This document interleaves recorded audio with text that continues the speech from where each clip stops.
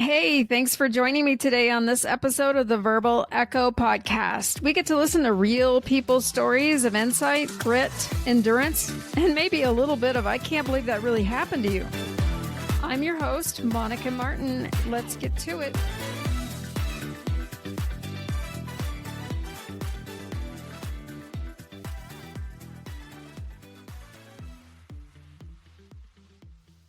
My guest today is Manpreet Bawa. He was born and raised in India. He came to the U.S. just 1 month before 9/11, which put his dream to work as a software programmer in the bin. He continued to chase his dream while working at gas stations, doing pizza delivery, and working at retail stores. He spent 20 plus years as a successful IT professional in the corporate world and raised over $14 million in sales, but he was unfulfilled and unhappy. Suddenly, he realized if he died tomorrow, all he'd be known for was 20 plus years of career success and not much else. It wasn't enough. And along the way, he discovered his spiritual connection, mindfulness, and became able to receive what some call divine downloads or automatic writing. This helped him find deeper meaning to existence. Now he helps other successful professionals find purpose and meaning after success. And I'm really excited to hear his story. So welcome, Manpreet. Thank you, Monica. So glad to be here. And it's always fun hearing someone else read all the accomplishments that you've done. Sometimes I wish I could, hire the podcast host just to remind me and say that when I wake up. All right, you did this. Yeah, it's kind of I did all that. So do you have a podcast? Is that yours you're on YouTube? I used to have a podcast. I paused it. I started a podcast on entrepreneurship, spirituality, and the dance of life. I did it for a few months. And when I felt like it was just taking my life away, because I was doing all the work, editing, everything, notes.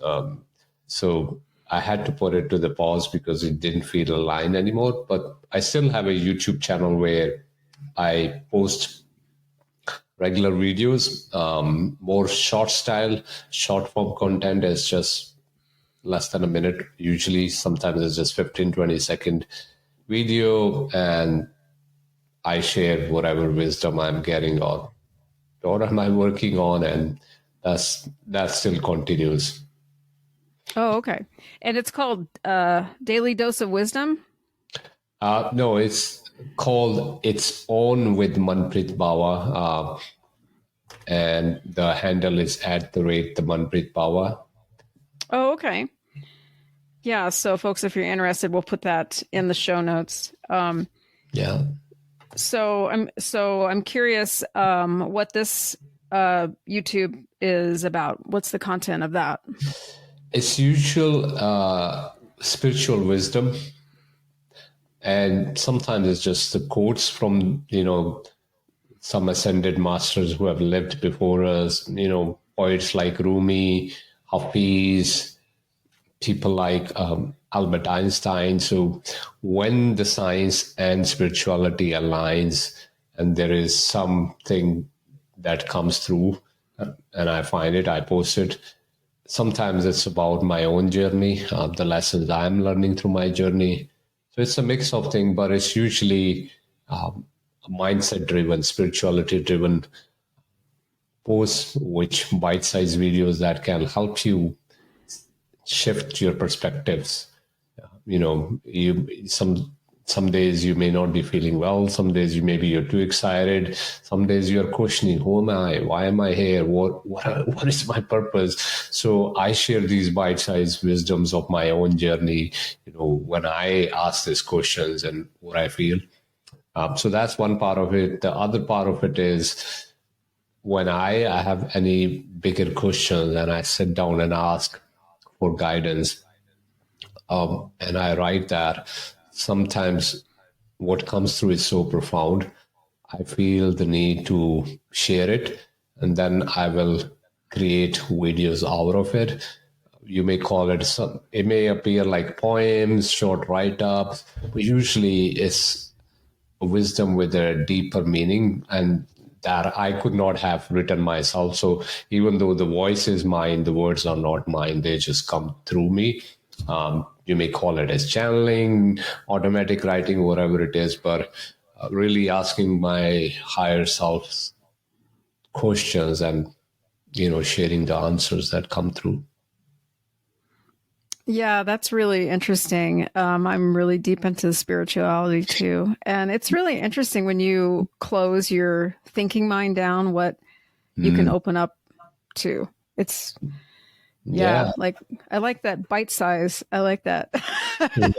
Yeah. Yeah. I think most people, if you're busy working or, doing the things that you have to do to survive, I think we get so overwhelmed with our daily lives that we don't stop Yeah. Yeah. We don't. stopping and listening. Yeah, and that's when you need just little nudges there. So my videos are like little nudges there that help you stop and in for a moment and listen to yourself. And a lot of times they are just question based, so you can find your own answers through them. So I'm not necessarily always giving all the answers because I don't have the answers, but the questions I have for myself, I share those questions in a hope that the way it helps me contemplate and find deeper meaning of our existence, it can help others. But it's always with the questions. I can give you all the answers, but nothing helps as much as the questions, because questions lead you to find your own answers. Those answers are yours. They are more meaningful than whatever, whatever I may blurb out over here. Right. Yeah, I like that. Yeah, the searching for questions, I think is the beginning of finding truth and answers. Yeah. And I like that what you're giving people is short, because I think that our attention span has gotten worse. Yeah. I mean, Yeah. I remember when I was little, and I've always had some focus problems with like studying and at school and stuff. Somehow I did it, but I think over the years as I've gotten older, I think there's just so much information that's just coming at us from every direction. Whether it's news, which I actually kind of avoid watching the news sometimes because it's so depressing. But whether it's information that we need to know or some information about our environment, like, and now that everything is just online, it's just so much information that it just I think it's definitely affecting our attention span as humans. And I think about our children and how it's affecting our learning and schools for children. Yeah, I mean, this is the age we live in. There was age of manufacturing, there was age of information. Now it's the age of attention. Whoever has your attention has everything you have. And if we do not learn to understand where our attention is, we are losing it. Like, that's all mindfulness is, just learning to understand where is your attention and then being mindful to direct it where you want to be, because everybody is trying to grab your attention. You open LinkedIn, you open Facebook, you open YouTube, everybody just wants your attention. But the question is, do you know where your attention is, or do you let it go when you, especially with YouTube or Instagram reels or TikTok, you open the phone just to see one video, and then next thing you know, you're sitting there scrolling for hours, like swiping left, right, whatever it is. And that's the power of the technology that has taken your attention away. And we do not do ourselves favors if we do not learn how to bring that attention to where we want it to be. And we all have to learn in this age. It has become harder to keep our attention. We need to learn. Yeah. That's so true. Over the weekend, I got the chance to see Oppenheimer. And it's funny that you mentioned Albert Einstein because, he was a key figure in that movie. It was kind of it was a really depressing movie, Oh, but, and then it's just he was such a complicated character, but I like that they brought Albert Einstein in because he was pretty, even though he was this great mind and very cutting edge scientific, and it's just like he was such a deeply spiritual person too, it sounds like, or it seemed like. And it's just interesting to see their perspective on that. And one of the things they said was, we've basically, or I think I heard this afterwards because someone else was talking about the movie and they were saying, like we have this incredibly destructive weapon that we've unleashed upon the earth. And someone else, I think it was another podcaster that said we are far too violent of a species to be this smart. And the most destructive weapon that we have now is the internet. And how it's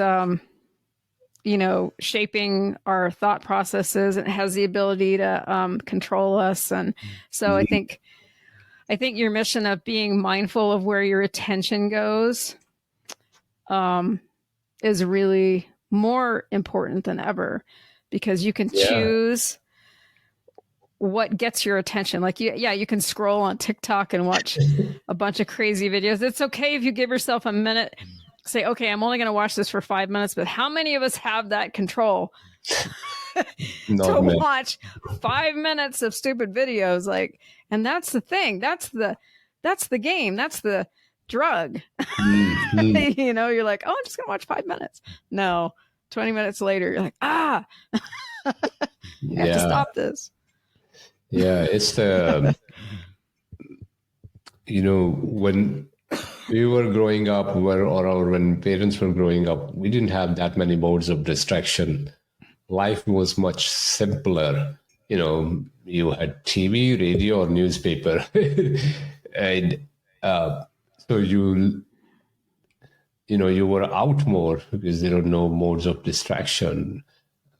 Now the modes of distractions are endless. Not only they are endless, they are on your fingertips. That is the danger of it. Like earlier, we had to work to get that. There was only certain times that there were programs on TV, and outside that, you would have to go out, find a club, find a theater or something to do, find that mode of distraction.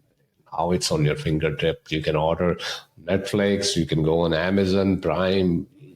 So work is harder in terms of your being mindful and keeping your attention. It's harder than it was ever before because of the technology there. And it's nothing to blame on technology. We have created that technology, and it is really good to grab our attention. And so we just have to become better than that technology so that it does not steal our attention and it does not become the master. We are the master, but if we just give it away, then you cannot blame it on technology.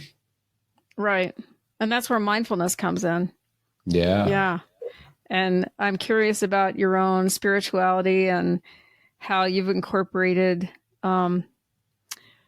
that into your work as far as like business and career.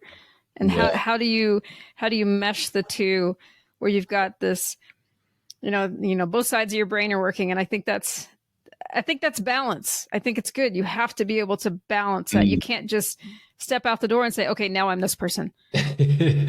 Yeah. I'm going to be this person today. And this is what I'm doing until 5 p.m. And then I get to turn a switch. And now I'm like this holistic, spiritual, mindful person. Like it doesn't work. It just causes you anxiety and stress. So how does it work for you as far as meshing both sides of your life? Yeah, you said it right. It's not a switch you cannot turn on and off. It just goes along.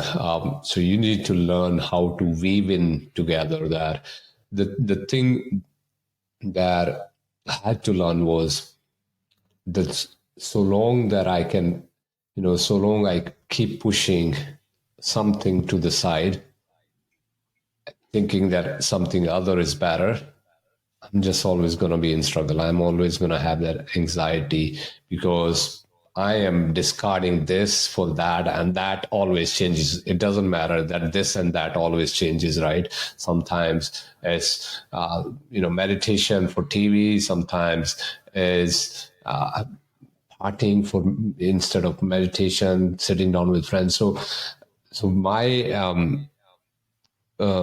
philosophy or the wisdom that helped me shift was I want to find what am I resisting. So my question in every moment is when I'm feeling unease, anxiety, or anything that is not natural, that is not keeping me calm, but the first question I have to ask myself is what am I resisting in this moment? What am I trying to discard? What am I seeing that is worthless, right? Because it's in that seeing, feeling that resistance and pushing away that I'm creating that unease. You wouldn't have unease if there was no resistance. You are resisting to something that is there. So that's the first step when I ask and I look at it. Okay, what is it? Sometimes it's some person I don't want to have that conversation. So why do I not want to have that conversation? So I have to ask those questions. What is it about that person, about that conversation that is reminding me of myself that I'm hiding, that I'm trying to hide? And underneath is where you figure out, okay, it's not about that person. It's that in you there is a fear about that situation may unfold in a way that it may have unfolded in your past and you didn't like it. So if you were in a situation that made you angry or fearful and you didn't like it, my body is going to store that information, and the next time it's going to perceive that the same situation is going to occur, it's going to make you uneasy in that moment. So to balance it, the first thing is to ask those questions like, what am I resisting? Trying to find where is the root cause. But that will only happen when you are able to connect to yourself, when you're able to build practice that allows you to seek those answers, that allows you to become an observer in your life. So here I'm living, I'm having a conversation, but then there is also part of me that is looking at this conversation unfolding and can say, okay, this is right, that is wrong. In my head is saying, oh, don't say that word. When you make that person that is saying, say this, say that, as your ally, you start to have a little bit more harmony in your life. And for that to happen, you have to practice. I mean, when I started meditating or learning about mindfulness, I did not know what it meant. I thought it was some religious thing because a lot of meditations came from these Eastern cultures, Hinduism, Buddhism, and to me that was conflict of faith. I am Sikh, so Hinduism and Buddhism is different, and there was a part of me that outrightly rejected it because it came from a different faith. So the first part of it was educating myself what mindfulness truly is. And it is really becoming aware of what your attention is, where your attention is, and then learning practices that can bring attention to where you are. If you're able to focus on something you wanted, that's a good thing to have, right? If you were able to, as a child, if you were able to focus on the studies when you wanted to study, instead of thinking about the plays or all the games you could have played or was all the TV, it would have been a good thing. But nobody teaches us that in school. People say, pay focus, pay attention, but nobody teaches us how to pay attention. And that's what mindfulness is. So the I just got started picking up books, watching YouTube videos, and learning what actually mindfulness is, and then cultivating it into my daily routine. The best thing one can do is start your day with some form of mindfulness practice. It doesn't matter, it's 5 minutes, 10 minutes. In fact, I recommend in the beginning, it does not need to be more than 10, 15 minutes, because if you're going to fight that 15 minutes, right, you're going to say, oh, I don't have 5 minutes, 10 minutes, 15 minutes, then you're never going to be able to reap the results. So making it easy on you, whatever time frame that suits you. If you think you can carve out 5 minutes every day in the morning and sit down and just become mindful, center yourself and watch what your mind is doing, you're going to slowly develop that skill from 5 minutes to 10 to 15. And it does not mean you are going to be peaceful all day long. It just means you are able to catch yourself losing your mind at the things that are not important quicker than you do. I mean, I've been practicing it for 3 years, but every day I still lose my temper from day to day. I still lose my patience. I still get anxious. So I still have all the neuroses that existed, but it's just easier for me to catch myself and come out of it, where it used to take days to come out of. So, oh, that person said that. How could they say that? It just takes me moments now. When I catch myself, I am able to ground myself and come back. So the long answer to your short question is that you have to develop a practice. You have to recognize is if you do not know where your mind is, where your attention is, you are going to be prisoner of somebody else's mind who knows how to capture your mind. Yeah. I like your expansion on that. Have you ever used any of the apps like Headspace or Calm? I love Headspace. No, I haven't, but I have used guided meditations. I mean, it helps. I still use guided meditations, and they're for different people. There are so many, there's so much content available on different types of meditation, whether it's Headspace, Mindspace. There's free one like YouTube. You can just go on YouTube, play it. There are so many other free apps that one can use. But the idea is to begin with and play with it, have fun. When you start to have fun with this and use it as a play, it's just so much more powerful, and you don't feel that pressure of doing it.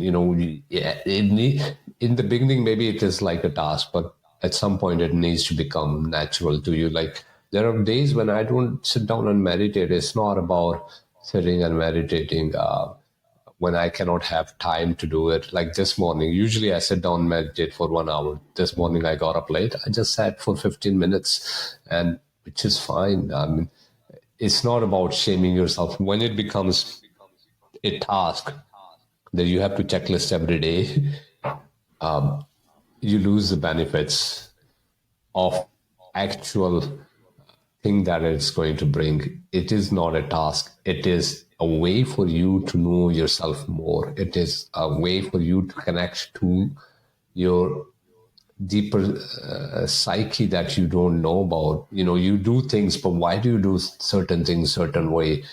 We can easily say, oh, I've always done this, but why? So it's for you to get those answers, understand yourself better, and it so long it is a task, the checkbox item it's just gonna not give you the value. So yeah, I mean, you can use apps, YouTube, whatever works for you. There's plenty of material.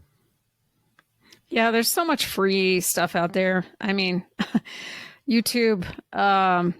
There's also, I was going to mention I'm there's a free mindfulness-based stress reduction program. It's online. You don't have to pay a penny. This is for MBSR, mindfulness-based stress reduction. It's through Palouse Mindfulness. It's Palouse.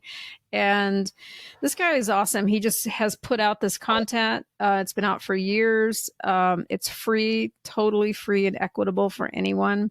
And then, so that's really a great it's an 8-week program, but it's really kind of a deep dive into it, and it helps you. It just exposes you to so much content that's free, videos, guided meditations, that sort of thing.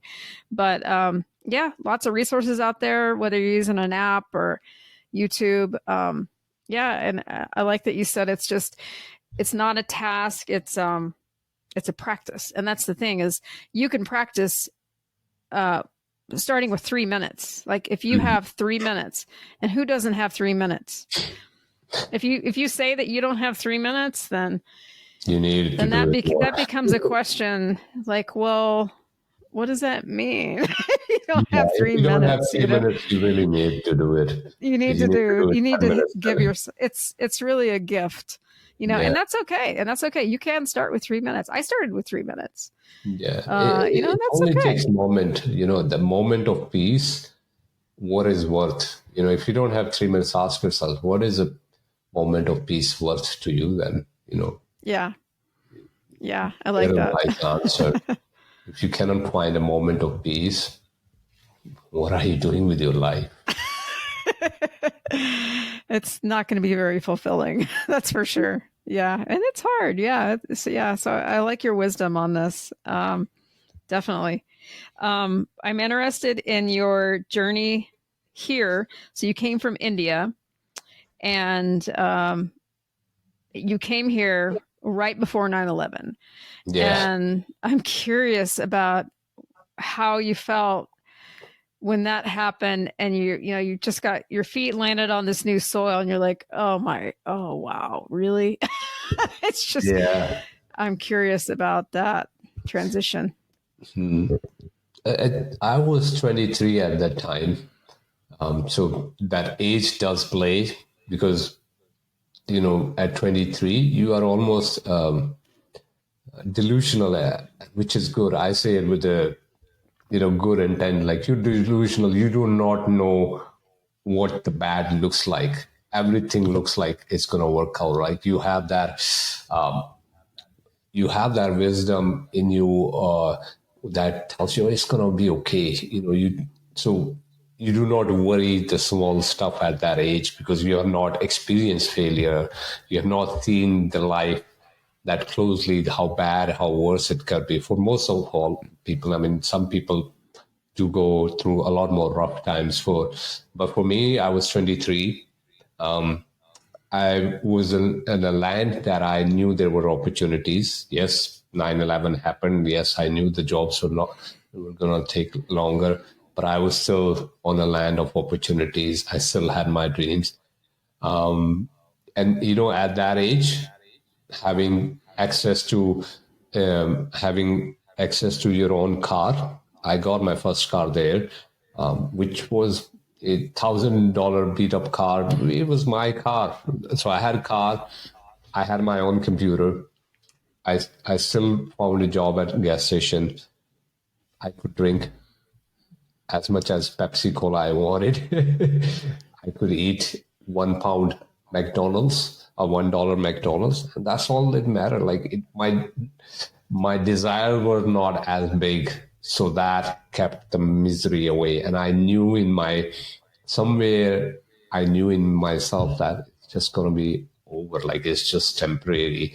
I was just enjoying, I worked at gas stations and I had fun. Like, in New Jersey, in the East Coast, there are full service gas stations that you have to pump petrol and gas into people's car. But I enjoyed interacting. Everything was so new to me. The people, the culture, I was so curious. Like, I remember I was working at a gas station first few days when they were teaching me how to work, how to pump gas, how to talk to people, how to, take payment on credit card. when somebody would come, I'll pump and I will just look at how they're talking, what are they saying to each other in the cars, these people sitting. It's just so curious to, see. Everything was just so new and so different from where I've come. One of the guys pointed out, he says, don't look at these people. They will feel offended. They'll not like it. If you keep looking, it will feel like a stare. And I did not know. In India, it was just common to look at people. And so there were so many cultural differences that I had to learn. And I was just picking up new things. I was just excited. I was in the US. For every person, all my friends who dreamed of going to be US, I was the one there. So, I was living my life. It wasn't what I planned, but I was enjoying it. And I think I'm glad I was so delusional in a way that I did not think it as a misery. I thought it was just all good. I all saw everything to be good, being able to drink that $1 Coke or $1 burger, having my own car. I just felt it was all great. I laughed when you said $1,000 beater car. I Yeah. think we've all had those. Hey, man, it gets you from point A to point B, and that's okay. Yeah. I mean, it was a car. We've all done that. We have all done it. The thing was, it was my first car. The first is, you always remember the first. It was beat up, but it was the first car I had. Prior to that, I had not even driven a car. So, when you get something that you didn't have, you just appreciate it. I loved it. Had good music. It was old Mercedes. I think it was a 84 model or something, but it worked. It took me to A to B, and I was not dependent. Before I got that car, somebody had to give me a ride to work. So now I had my own car. So it was freedom. Yeah, the freedom. Yeah, freedom. The freedom of, now I can go get my $1 hamburger and I can go to McDonald's by myself. Yeah. I remember thinking that, that's so funny. I remember thinking that exact same thing when I was 16 and I had an old beat up car that was my mother's, and she gave it to me, and I actually wrecked it when I was like 18. She was so upset. Sorry, Mom.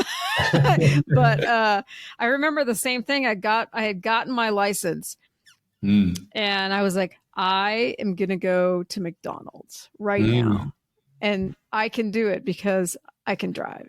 And I think we all forget about that feeling of gratitude. It sounds like you came here with just a sense of wonder and gratitude and learning and accepting people who would give you insight into culture and like how to blend in or how to do that thing. And I can imagine that must have been like really challenging in some ways and easier in others. So. Yeah, I think at that age, it was just easy. The thing is, when you don't know what bad is, everything else is just good. So, if I was born and raised, compared to somebody who was born and raised in America, always had those resources, it would feel like really bad. But comparing to somebody who never had what somebody in average American would call as bad, it was just so great. So I'm glad I never had a insight into what bad looked like. That it was just great for me. It was not intentional. Like it was not like I was telling myself or making myself believe. It was just so naturally good to me that it helped me get over the hump easily. If I thought I was being miserable, I didn't have job and all those kind of thoughts, it would have been really hard to survive. So I'm glad I did not have those thoughts or luxury to compare. Right. I think it's cool that you worked at a gas station and you also delivered pizzas. Yeah. Did you, so you had a car, did you have to use your car to deliver pizzas or was it like So I would, before going to gas station, I'll do pizza delivery for a couple of hours. My gas station shift would be night. So I would spend couple hours in the afternoon to do that. It was great. I remember one time I took the pizza. This is a funny story, and I was like 3 or 4 pizzas in my car, and I had one of those Nissans at that time as another car where you had those cars that it would automatically lock the door. So Yeah.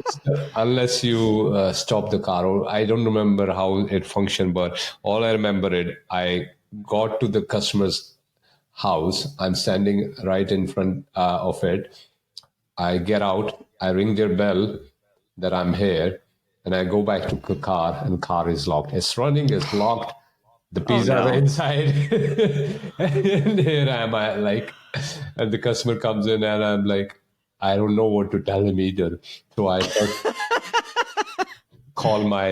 I call back to the store, and I tell the manager, this is what happened. He's like, do you have AAA? I was like, I don't have AAA. Who spends money on AAA? Like, Like, a pizza now store. you do. Yeah.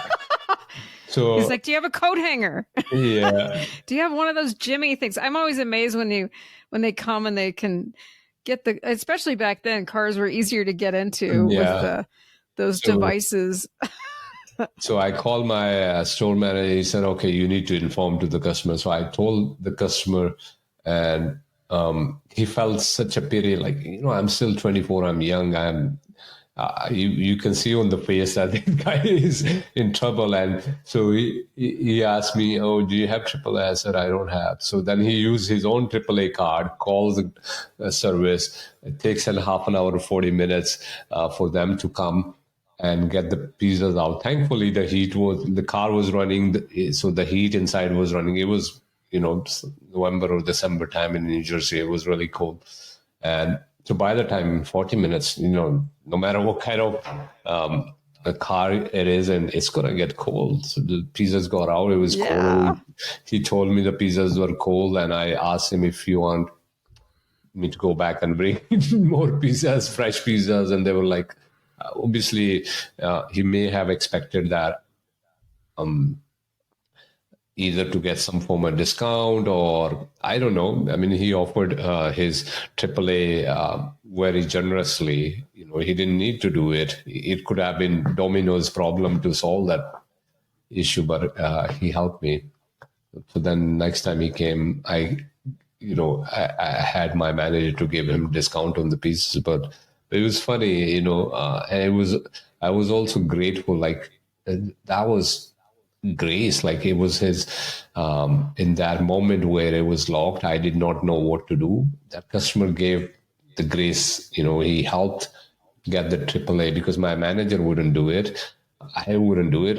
My car was running. I didn't know what to do. I worked. I think I worked 40 or 50 minutes away from where I lived. So for anybody to come, it would still be long time. So I always had this grace of unseen hand. You may call it God's grace, you may call it universe grace, but I always had this helping hand, this grace above me that took me away in these situations, that helped me navigate when I just didn't know who to ask.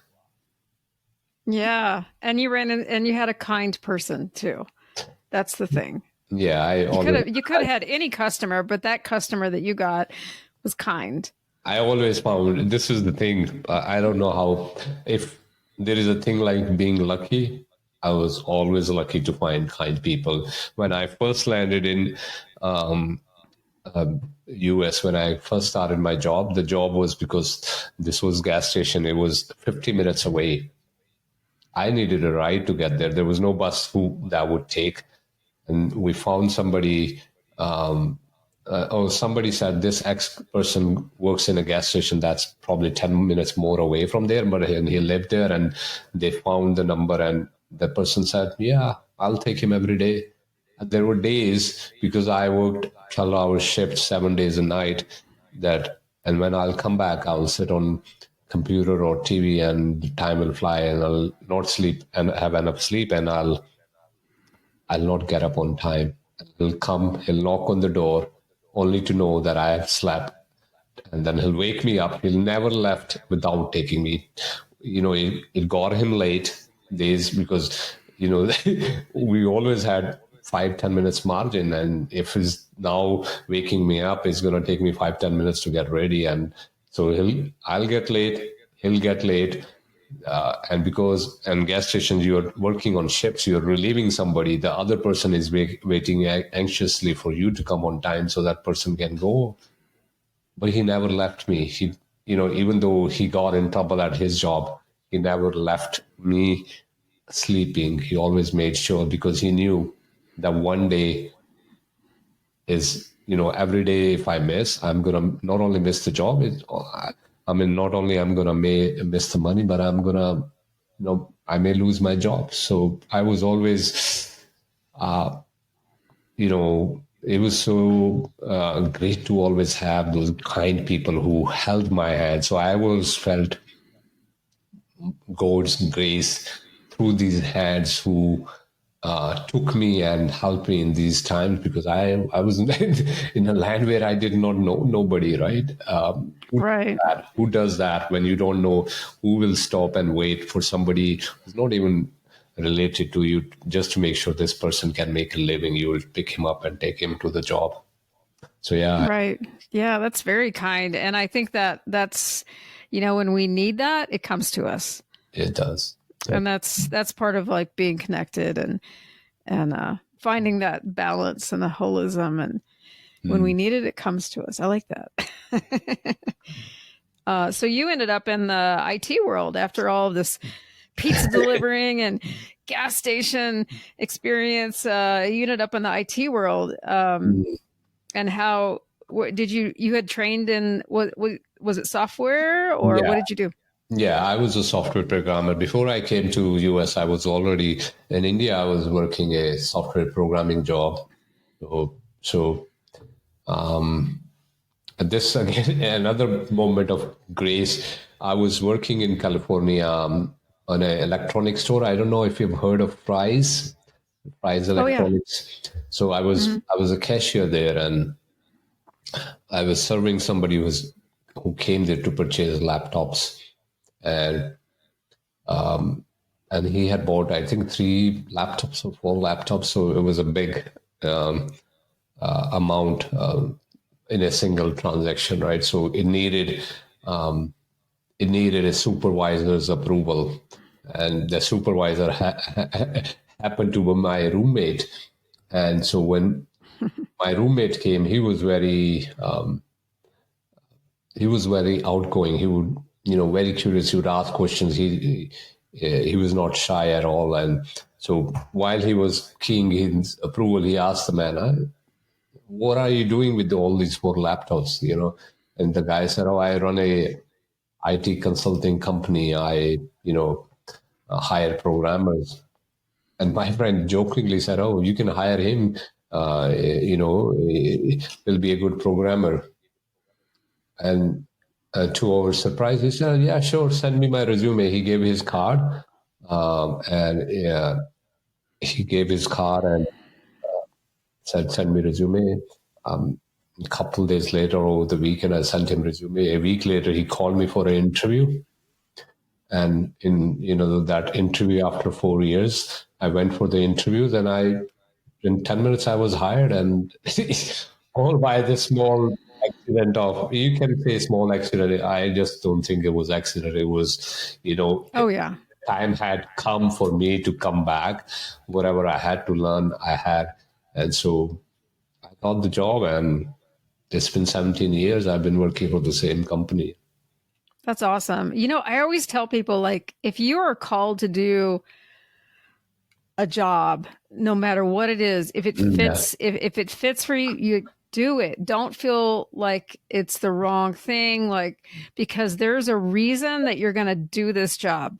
You're flipping burgers at Burger King, or you're cleaning toilets, like whatever. Like, if you need to do that and you're okay with that and it fits you for the time, like, do it, because it's going to open up the opportunities that need to come to you.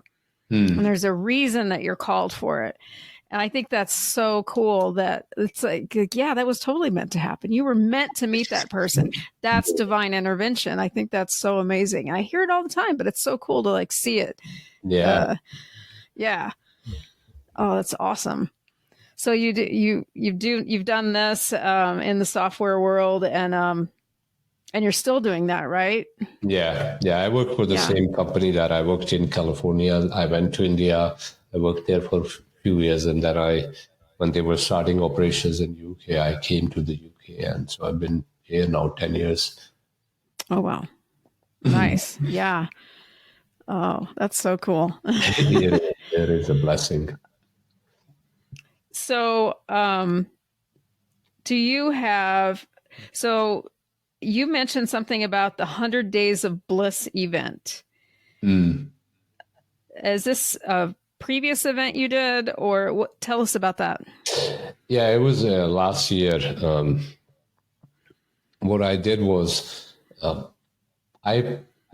of the things I learned in my journey of finding myself or shifting my perspectives was to start my day right. Like, I control my days, and if I don't start it right, I am not setting the tone. So the 100 Days of Bliss was about starting your days with the right tone, setting the tone for the day, taking the control of the day. And what I asked people to do was, whoever signed up, it was free event. There was no obligations. All I asked was, start your day with something that you love to do, whether it's reading a book, going for a walk, meditation, listening music, eating good breakfast, whatever it is. Commit that you will start your day for next 100 days with something you love. It didn't matter what it was. It didn't matter how much time you put in, but what it is, had to be something you enjoy. And that's when you enjoy, when you start your day happy, when you're blessed, you cannot have bad days. I mean, you can have bad moments in the days, but that trajectory of starting it with the right vibration, right frequency, right thoughts, that sets your day. And that's was 100 Days of Bliss. And I think there were 25 people signed up, and everybody ran it their own. I originally planned that we would do a collective meetup after the 100 days, or in somewhere in the between. It never happened. I got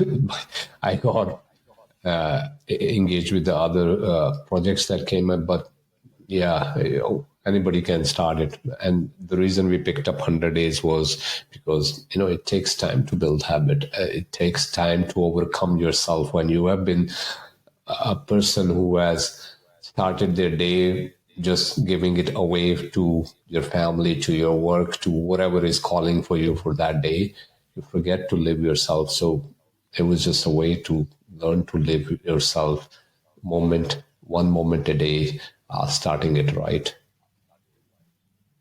Do you think you'll do that again?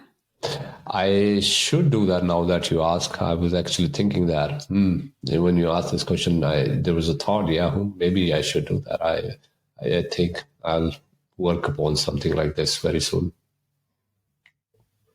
Yeah, I like that. Yeah. So,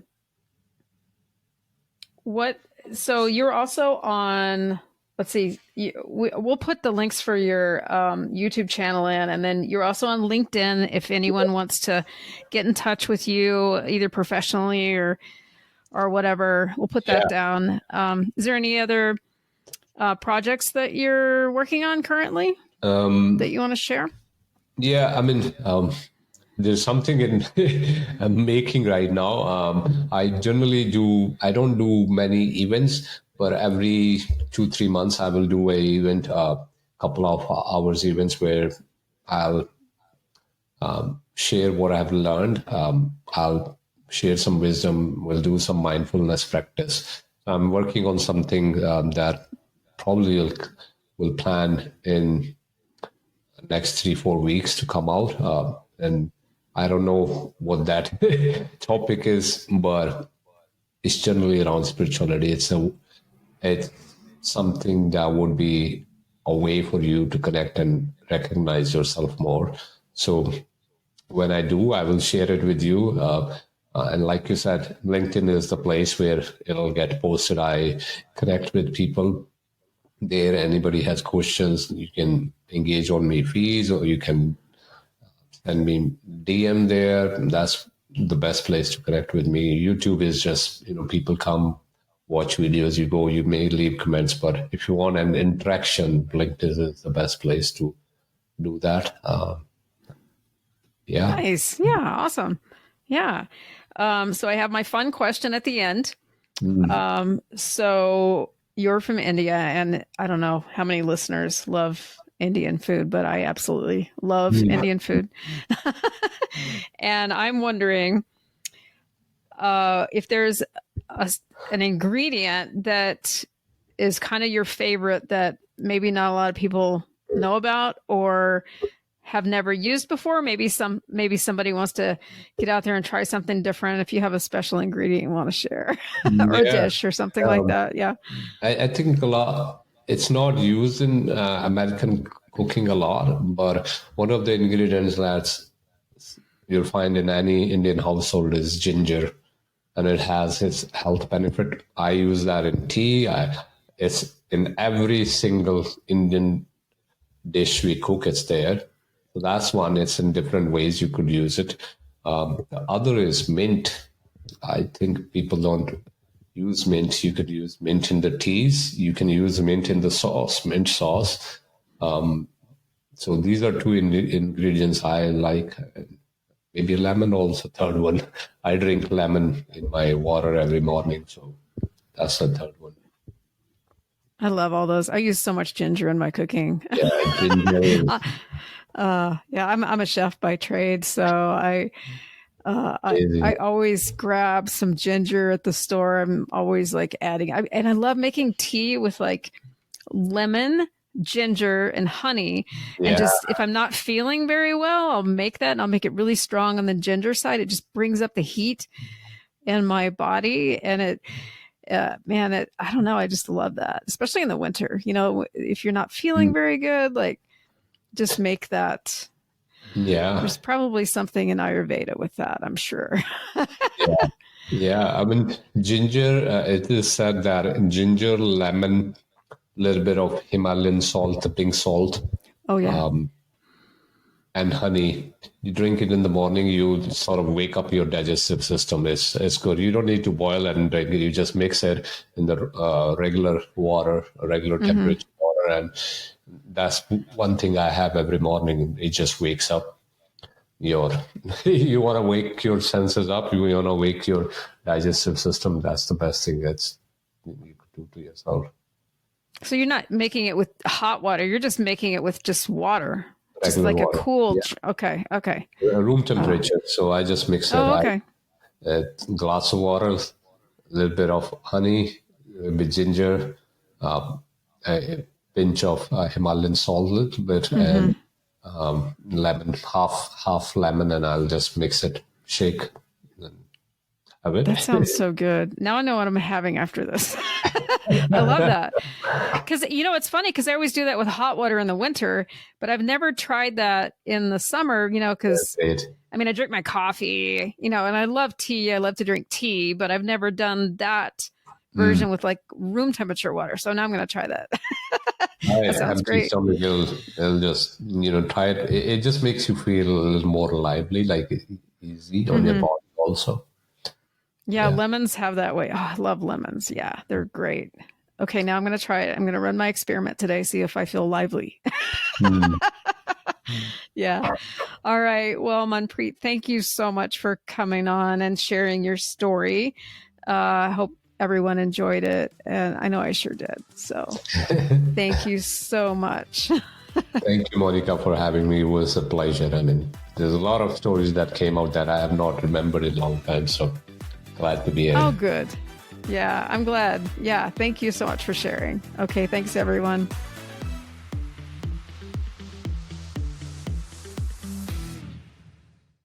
Thanks for joining me today and listening to another amazing story. I've got a pretty big announcement. I have an online program coming up. It's self-paced, so you can fit it into your own schedule. We're going to focus on healthy boundaries, tapping into intuition for growth, and set some milestones for habits that stick.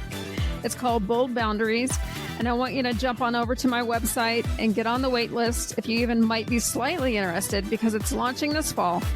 And I'm looking for a few people to be a part of it for a very affordable price. It's all online, downloadable, and it's going to have some great content. The best part is that it will include some useful one-on-one coaching included for free. So the way to find it is to head on over to my website at www.mountain-energy-wellness-coaching.com and search for the coaching services tab. And right there, you can get your mail, your email, and name on the contact form.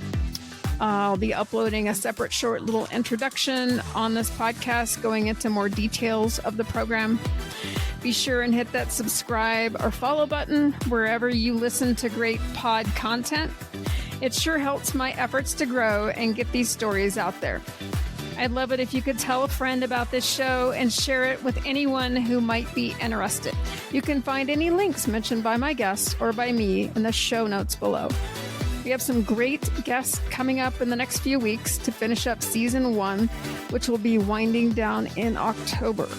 But season 2 is going to be super fun. We're going to dive into the weird. Yep, we're looking for strange encounter stories, experiencers, and all things weird.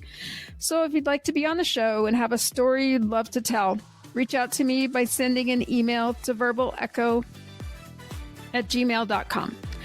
Our music is Funk Beats by Ecolix, and you can find them on Audio Jungle.